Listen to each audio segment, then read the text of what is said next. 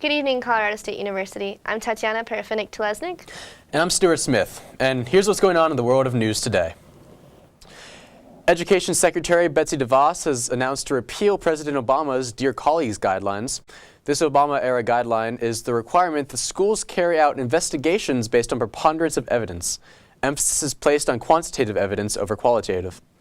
In theory, evidence provided by a seemingly more validated source could outweigh evidence provided by 7 other, less validated sources. The Red Whistle Brigade, an organization run by the Women and Gender Advocacy Center at Colorado State University, was on the plaza to show support for Dear Colleague guidelines. The Red Whistle Brigade is concerned for victims and that repealing this guideline will limit what colleges can do for victims who have not proved their perpetrator guilty. The Women and Gender Advocacy Center urges the community to stay involved going forward. Students can utilize the Red Whistle Brigade along with other support centers on campus. Denver police arrested a suspect for a hit-and-run that resulted in the death of a Colorado State University graduate. Adrian Escalante was apprehended on September 13th for hitting and killing CSU alum Stephen Glad on August 26th.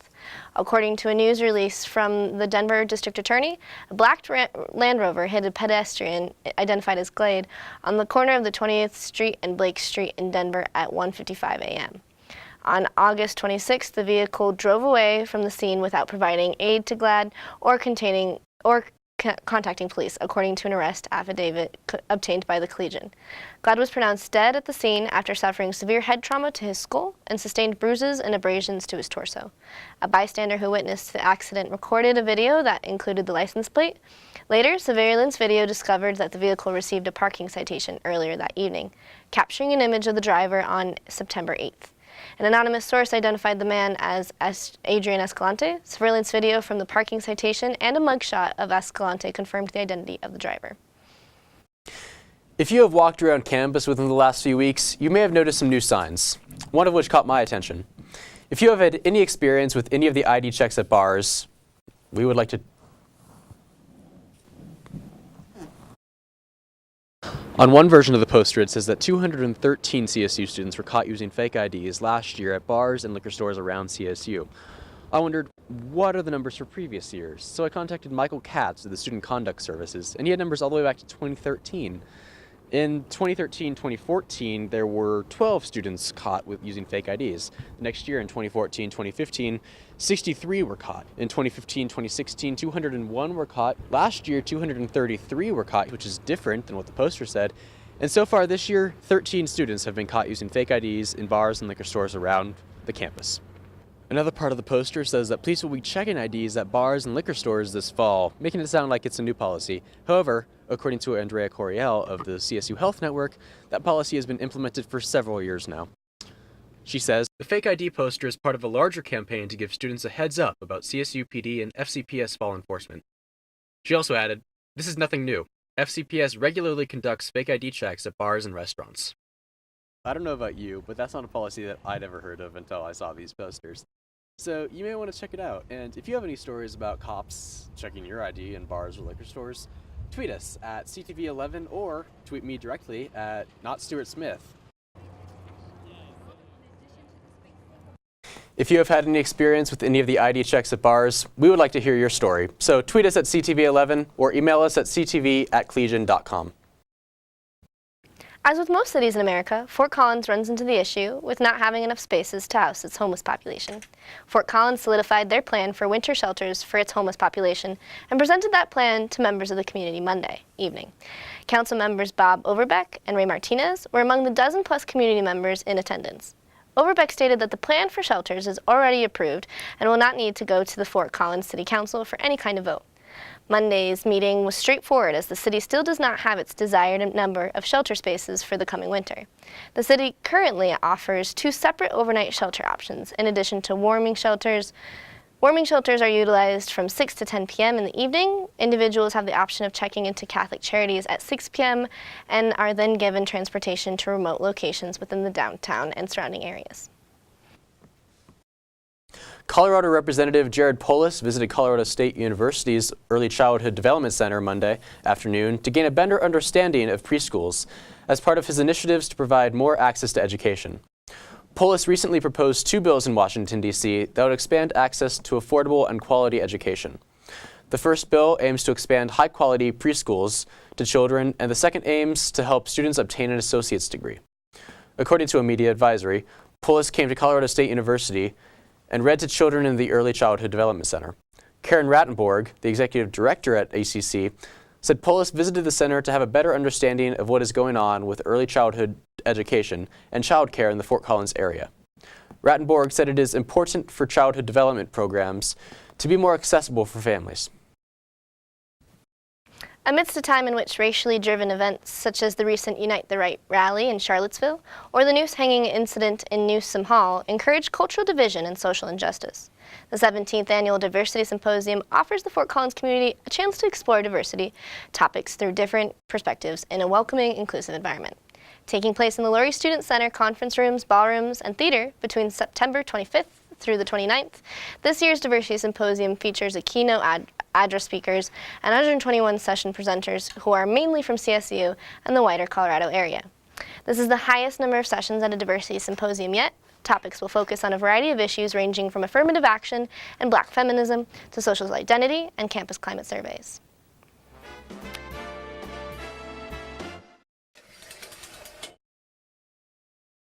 Hey there CSU, your favorite entertainment anchor is here. I'm Kira Coles, and let's dive into all the latest and greatest in the world of entertainment.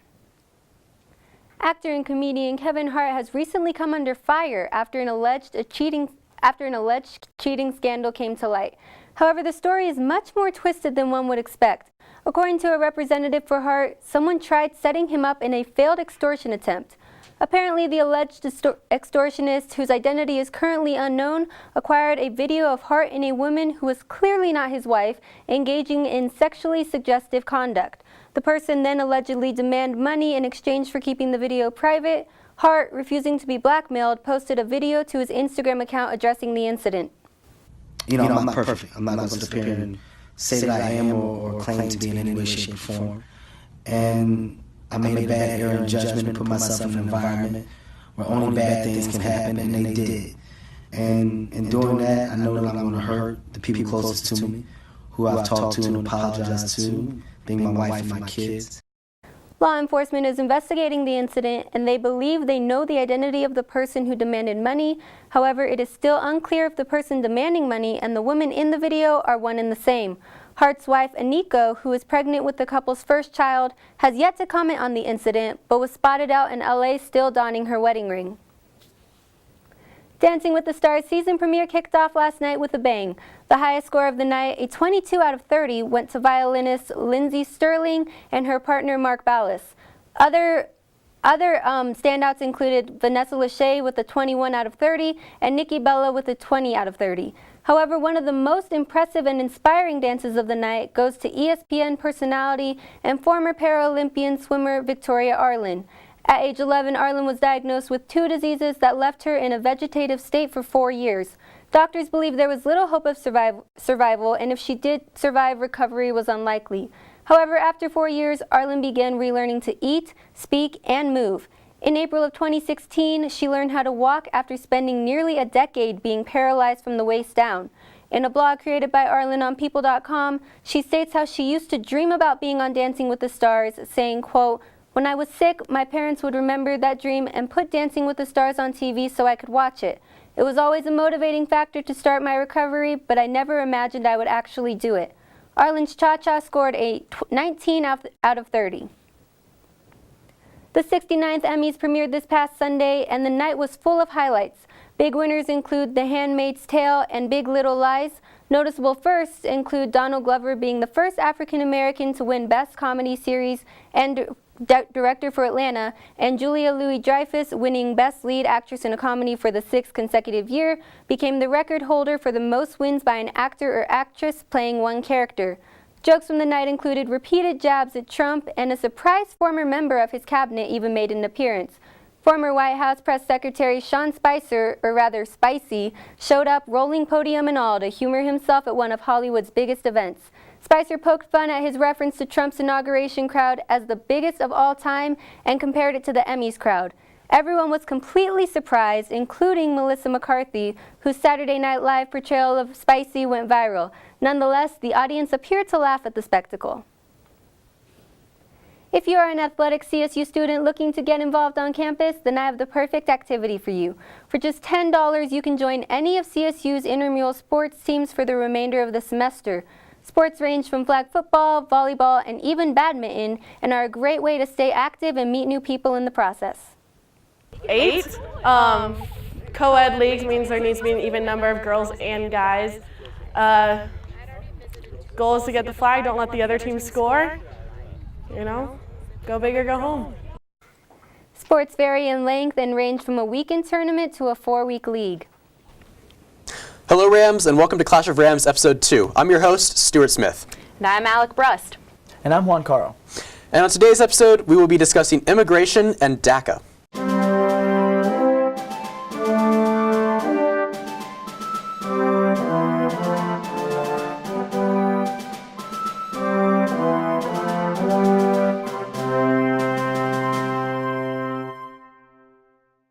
So, my first question is for Alec. What do you believe is the biggest problem with immigration right now?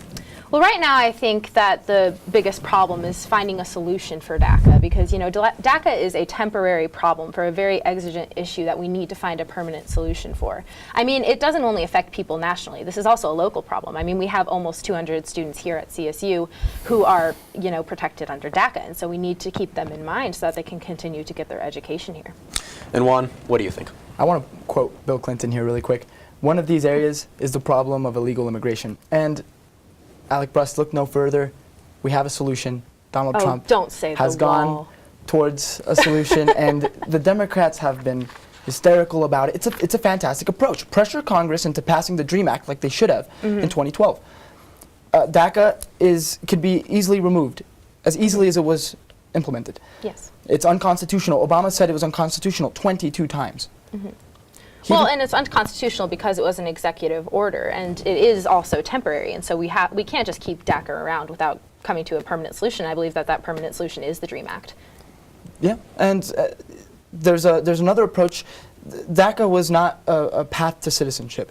If we have 800,000 people in the United States that want citizenship, why don't we start accepting them, like Rand Paul said?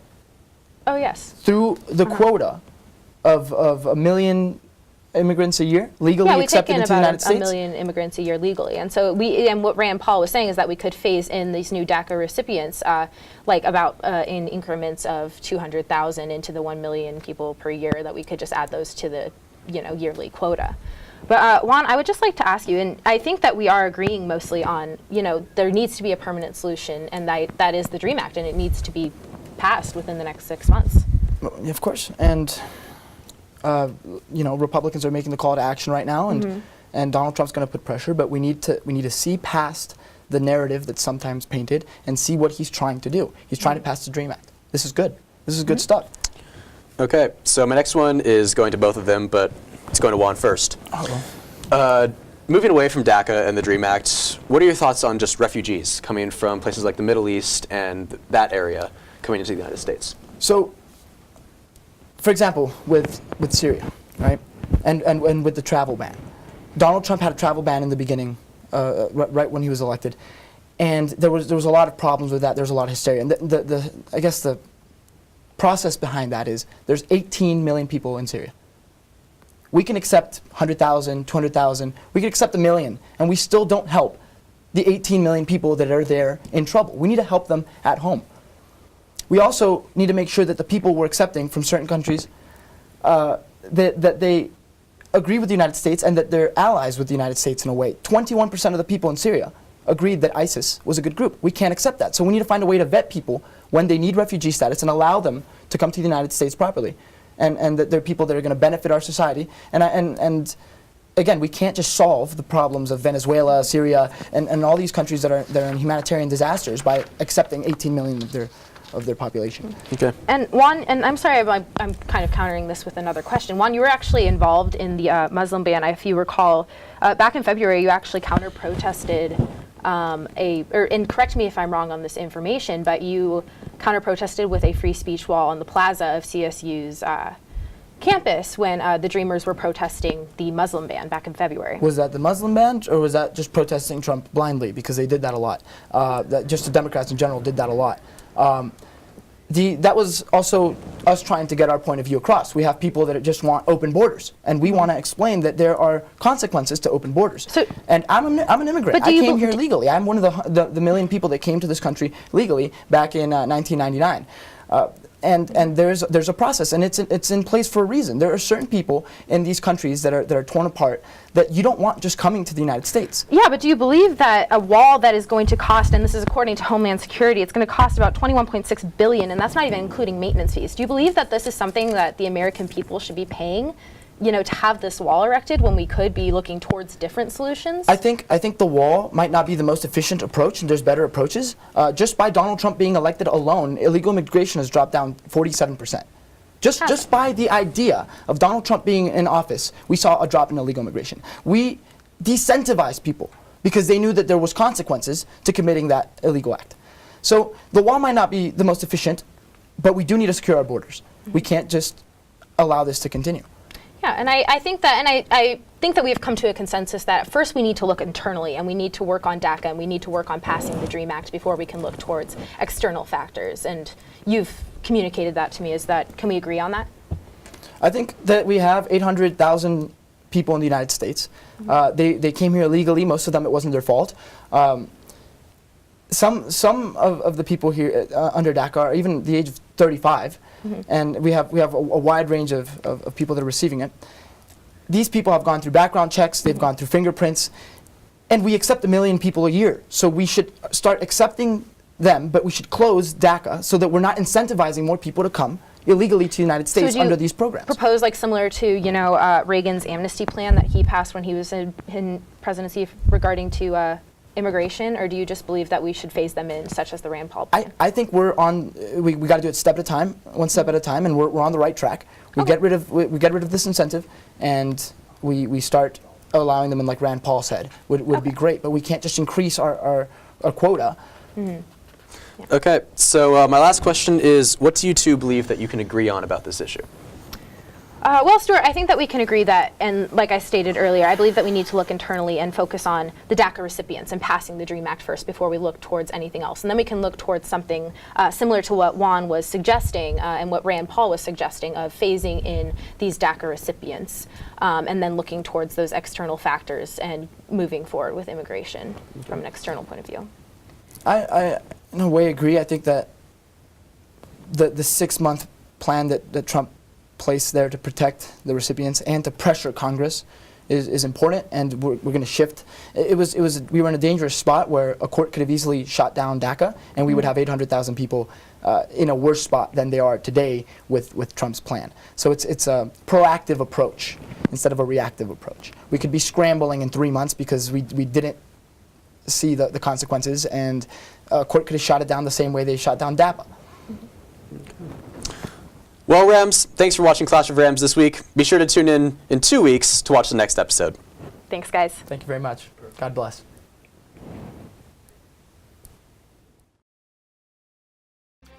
Tonight on CTV, Colorado State is rising up in college rankings. A continued look into the impeachment of ASCSU President Josh Silva. A music event held at New Belgium Brewing. All that, plus weather, sports, and entertainment starting now. Hello and welcome to CTV News. I'm Marla Lundak. And I'm Aaliyah Gorelick, and here are tonight's stories. The impeachment of ASCSU President Josh Silva was put on hold this week after the university announced that it will be doing a separate investigation into Silva. Speaker of the Senate Isabel Brown stated, "It has been brought to our attention that due to allegations of violations of CSU policy, the university will be conducting its own personal investigation through the Office of Equal Opportunity regarding those allegations, and therefore the impeachment will be put on hold until the Senate in the Senate until the investigation has been closed." The initial petition of impeachment was on grounds of not informing ASCSU Senate that he was negotiating with the Wall Street Journal on a contract that would cost ASCSU $19,000 and provide CSU students with free access to the newspaper. Since the first petition, there have been multiple additions and allegations against President Silva, including a failure to create a job description for himself and violation of an ASCSU Bill of Rights amendment forbidding discrimination by any member of ASCSU. For more information regarding these allegations, visit collegian.com. CSU President Tony Frank delivered his 20th fall address yesterday. Themes from the address included challenging our convictions and broadening our understanding of the world and the people in it.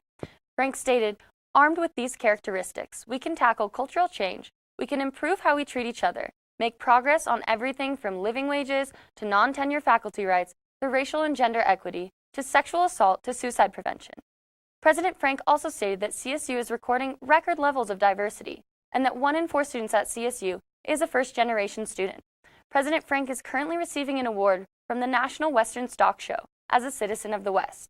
This 112-year-old scholarship organization provides financial help in agriculture and medicine. The chairman stated, "Tony Frank is an extraordinary visionary who is committed to a broader engagement of CSU regionally, nationally, and internationally through an expanding role at the future National Western Center." Frank will officially receive this award on January 8, 2018. Colorado State University has moved up in rankings among other public universities in the past years. Since 2012, CSU has jumped 9 spots, landing at number 58.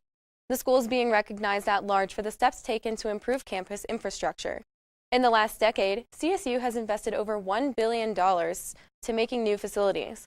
These facilities include the new chemistry and biology buildings, the new health and medical center, the stadium, and the Iris and Michael Scott Alumni Center. CSU also has other exciting projects on the way, including the JBS Global Food Innovation Center, the Natural Resources Building, and many more. However, infrastructure is not the only thing that makes CSU notable. U.S. News listed Colorado State as one of the top best value schools based on cost of attendance and academic quality. CSU is also applauded for its high retention and graduation rates, as well as record-breaking highs in alumni giving. Keep up the good work, Rams. 20-year-old CSU student Tynus Kogoya was arrested Monday on suspicion of being involved in an accident involving a man reportedly looking in at a female student showering in Westfall dorm. Kogoya reportedly admitted to the allegations and remains in custody. CSU football suited up against the top team in the nation on Saturday and actually kept the final score respectable. The Alabama Crimson Tide were favored by 4 touchdowns in Saturday's matchup against CSU, although the Rams kept it much closer than most assumed. CSU started off slow, posting just 11 yards of offense in the first quarter, which put them behind 14-0. However, the offense would respond in the second quarter with a field goal conversion and a touchdown grab by freshman wide receiver Warren Jackson. The 10-point second quarter for the Rams put CSU down just 17-10. Alabama would quickly respond, though, with a touchdown right before half that stretched the lead back to 24-10. CSU struggled mightily again on offense during the start of the third quarter, which let Alabama extend their lead to 38-10. The Rams would squeeze in a couple late touchdowns, but the Tide would eventually roll to a 41-23 victory. Colorado State is on a bye this weekend and will have time to regroup before conference play begins Saturday, September 30th against the University of Hawaii. Women's volleyball hosted its final non-conference tournament this weekend and produced two three-set sweeps against Albany and Xavier. The Rams were unable to go undefeated again this weekend after collapsing against in-state rival CU in the 5th set on Saturday night. CSU finished out their non-conference schedule with a record of 10-2 and earned themselves an overall ranking of 23rd in the nation. The Rams open up conference play tonight at home against the New Mexico Lobos. Women's soccer traveled to Kansas State this Sunday, where they took on the Wildcats in what turned out to be another overtime thriller.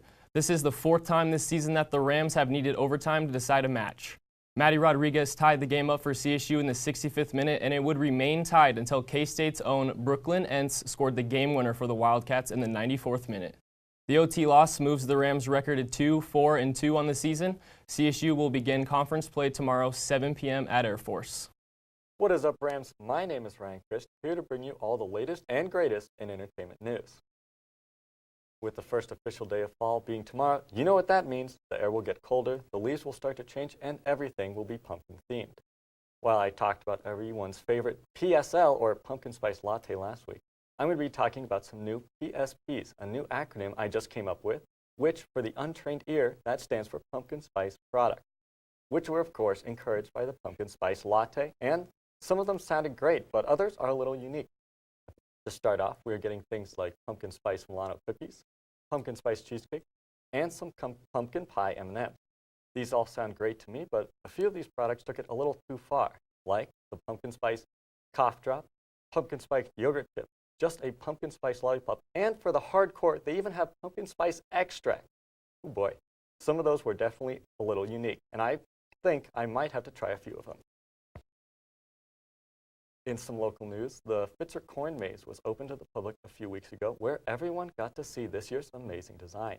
This year was dedicated to the agricultural community, thanking farmers for their hard work and dedication. Along with this amazing corn maze design, they're also hosting a benefit concert where all of the proceeds will go to the 1 million acres that were burned in Montana and the damages that were dealt to Texas and Florida. This benefit concert will feature Colorado native Austin Walhurt, who is donating his time to this great cause. This benefit concert is next Saturday on September 30th at 7 p.m. Everyone likes beer and music, and that's exactly what I got this past weekend. This past Friday, there was live music at New Belgium Brewing, where anyone could hang out, enjoy the weather, drink New Belgium's great beer, and jam out to Slow Kids.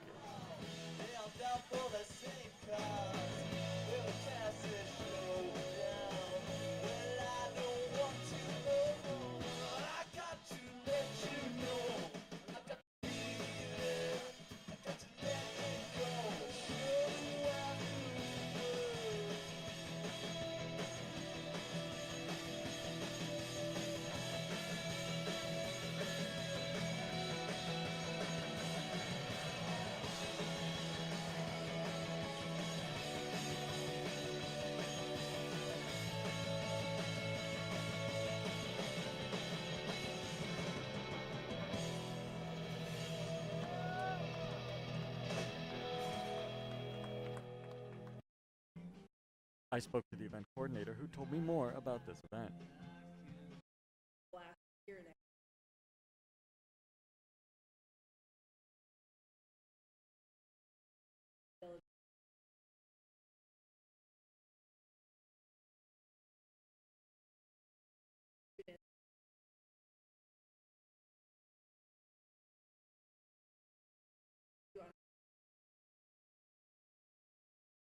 New Belgium will have events like every Friday, and I know I'm...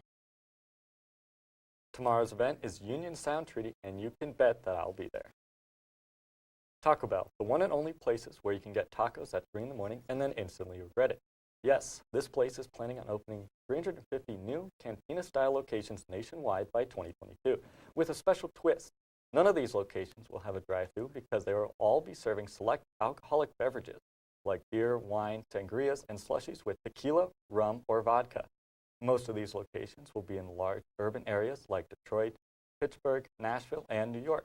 They even have a few of these already open in places like Las Vegas, where they even have a $600 wedding package, because who wouldn't want to go to Taco Bell after getting married? Brian Nickel, Taco Bell's CEO, stated that these locations will have a young and hip vibe with local architects and artists decorating each new location. For now, we only know of a few cities that will have these, but Denver is not one of them, so who knows if we'll even have one. Well, I'm not even 21 yet, so I couldn't try it if it was here. I do wonder what people will think about this, because I don't know about you, but washing down a large cheesy gordita crunch with red wine doesn't sound super appetizing. But hey, maybe that's what I've been missing from my life. With the Emmys being this past weekend, we got to see multiple award winners, but most importantly, we have a surprise guest star of Sean Spicer, or known as Spicy. And when he rolled out with his podium, which was a direct callback to Melissa McCarthy's SNL sketch of her, the crowd went crazy, except for one British actor. Jason Isaac. Jason Isaac is the star in the new Star Trek Discovery show and played everyone's favorite dad in Harry Potter as Lucius Malfoy. He was not a fan of Spicy's cameo, stating that in a Twitter post that he is a poisonous purveyor of lies. But it doesn't stop there. In his caption, he then goes on to compare him to Joseph Goebbels, Hitler's right-hand man. That is just brutal. I mean, Spicy isn't my favorite person in the world, but I don't know if he deserves to be compared to Hitler's right-hand man. I guess a little bit of Voldemort was coming out in Lucius that night.